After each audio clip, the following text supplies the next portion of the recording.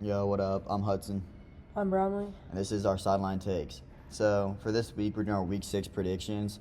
So we're going to start with a college game day, where number 16 Vanderbilt playing at number 10 Alabama, with Alabama the 10.5-point spread on this game. I got Alabama winning this game.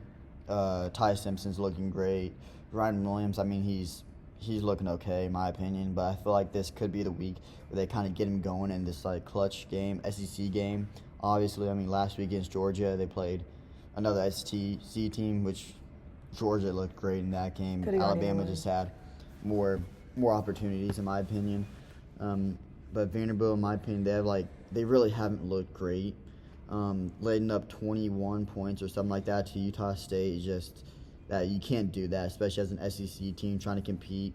Alabama, they put up 40 points against Georgia in that shootout, so I don't feel like Vanderbilt's going to be able to stop the Alabama offense, and Vanderbilt Diego Pavia is good and all. I just don't feel like he's going to be able to capitalize later in the game. So that's just my opinion. So I got Alabama winning by 14, I think, at the end of the game. So I also have Alabama winning, but I think Vanderbilt will cover the spread because even though their defense has not looked good, Diego Pavia has looked like one of the top contenders for a good SEC quarterback. And even though their defense hasn't been looking good, I have a very high 42-35 type of game where Alabama's still going to put it off because I think the Ty Simpsons, Ryan Williams connection is going to be too strong for the secondary to hold up. I agree. Ryan Williams hasn't looked great so far this year. He's having play recall issues where he hasn't run the right route or whatnot, but yeah, I still agree. Also, so one of our key SEC games, we got Mississippi State at number 6 A&M. I got Texas A&M winning this game. Mississippi State, they showed promise, but they haven't been able to capitalize late in the game. Marcel Reed looking like one of the best quarterbacks right now. He's been able to throw the ball, run the ball, pretty much do everything right now. So he's really kind of stepping into that senior spot, even though he's just a sophomore. A&M's receiver is just insane. They got Casey Concepcion. His hands are insane. It's really hard to find an incomplete pass when it's thrown to him. And then Mario Craver, you can't tackle him in space. You need at least 3 people to tackle him, which was showed in the Notre Dame game too. He's just unstoppable. And then Moss, don't even get me started on him. He's looking like one of the best running backs in college football right now. He's so hard to bring down. Anytime he gets the ball, it's a potential house call. So I just feel like that Mississippi State's defense isn't going to be able to stop such a versatile offense. Even though they have looked pretty solid in the previous weeks, especially last week against Tennessee, I feel like A&M comes out on top in this game. I have A&M winning, but Mississippi I think is going to cover the spread because they showed against Tennessee that they're a really good team. Double overtime against Tennessee. Tennessee almost beat Georgia. Tennessee's a really good team.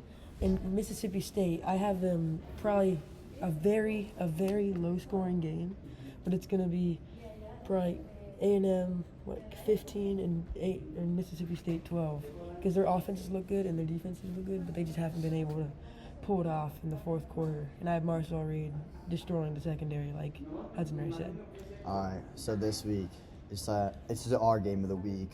We got number 9 Texas at Florida. It's Texas 6.5 favorite.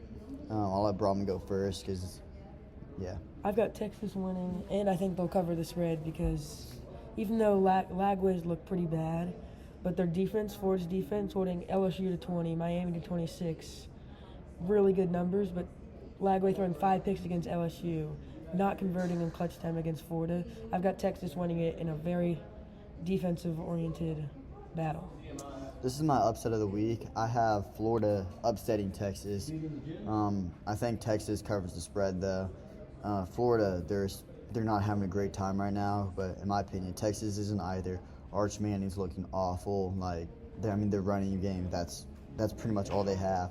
Their defense is looking really good too, but I think this is kind of the game that Lagway takes that next step because, like Bromley said, he's kind of been up and down in the past.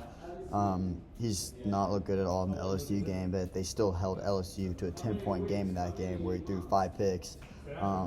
So I think that Florida is going to come out on top. I think Lagway is going to have himself a day, and Texas is going to be in shock after the game's over. Next game, Kentucky at 12th ranked Georgia. Georgia is favored by 20.5. I've got Georgia winning, but Kentucky covering the spread because Georgia has looked good with against good teams. Barely lost to Alabama, but everybody's saying it's because of their wide receivers drop. If not, they probably would have won that game. So even though Kentucky's held it close to teams like Ole Miss, I still have Georgia winning. I mean, this one's a pretty easy game for me. Georgia, with Gunnar Stockton at the helm, they're looking unstoppable right now. Yes, they lost to Alabama last week, but I feel like that game could have gone either way. It was a jump ball in the fourth quarter. Yeah, it could have gone either way. Georgia's right there in it. I think Alabama they had a little extra in it that Georgia wasn't really expecting. But I got Georgia winning this game pretty easily. Kentucky's looking awful this year. I think this is kind of a cupcake game for them, so I got Georgia winning. Cupcake SEC game. You don't find those often. Next game, Miami, number 3 ranked Miami at 18th ranked Florida State. Tough loss to Virginia last time in overtime for Florida State. I actually have them bouncing back in my upset of the week for Florida State because I think Castellanos is going to have a career day and show why he's the quarterback for Florida State. And Miami, they've been looking really good, but very close games against both Florida. Even though it was 26-10, at one point it was a 1-touchdown game in the fourth quarter, and they barely pulled it out against a good Notre Dame team. But I have Florida State winning and bouncing back to show that they're real playoff contenders. And the Virginia game was a fluke. No, I got Miami winning this game pretty easily, in my opinion. I mean, Florida State, after the last week game, they showed they couldn't hang with really any team at this point. They beat Alabama, but I think Alabama was kind of expecting less than that, and they came out soft. But after last week, Florida State just looked awful, in my opinion. Miami on a hot streak right now, sitting at that number 3 spot with Carson Beck. Experienced quarterback. He's just going to be able to pick apart that Florida State defense. So I got Miami winning pretty easily against Florida State. Next game, Texas Tech, 11th seed Texas Tech at Houston. Texas Tech is favored by 11.5 points. Even though I am a Houston fan, I just do not see them winning this game. Because even though Connor Wegman, he's experienced, he's good, I just don't see their defense holding up a super high-powered team like Texas Tech. I got Texas Tech winning this game. I mean, their receivers are really good. They got Micah Hudson there. He's really hard to stop. I mean, the only thing that is making them a little shaky right now is their quarterback. They're kind of rotating between 3 quarterbacks at the moment. In Houston, they have a solid quarterback in Connor Weigman, who transferred from Texas A&M. In my opinion, Weigman did not look great last year, especially in these bigger games. But I don't feel like Tech's defense is that good. In my opinion, they're good. Obviously, they're ranked 11th, but I don't feel like they're SEC level, like Connor Weigman's kind of faced in the past. So I think Connor Weigman's going to be able to produce, but I think that their Houston defense just isn't going to be able to hold the Tech offense. They're too young and talented, so I think Tech's talent takes over this game, in my opinion. Last game of Week 6 is Boise State at 21 Notre Dame. Spread is Notre Dame by 17.5. I've got Notre Dame winning this game and covering the spread because Boise State, they've got Maddox Madsen, who's an experienced quarterback, but I still, without Genty and most of their defenders gone, I just don't see them beating a super high-powered offense like Notre Dame. I mean, yeah, Notre Dame ranked 21. They lost 2 hard games in the fourth quarter. All in between. Again, lost to Miami with just a great throw and catch at the end of the game in the fourth quarter. And then they lost to A&M with 10 seconds left on a 4th down. So both those games could have gone either way. And Notre Dame's been on a hot streak lately, beating Arkansas by over 50 points, I think. That's crazy in my opinion. Notre Dame's got great receivers in Jaden Greathouse and Jordan Faison. They're both solid, able to work in space.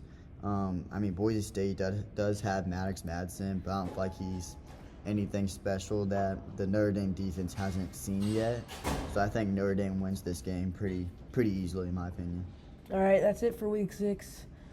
Tune back Monday or Tuesday for our reactions of the games we picked and to see our records, because we're doing a competition to see who has the better record at the end. And we haven't figured out the punishment, but at the end of the season, there's going to be a punishment. And then for the week 7 picks, we have a special guest. So Coach you'll Hud. see who that is next week. Maybe Coach Ed, maybe somebody else.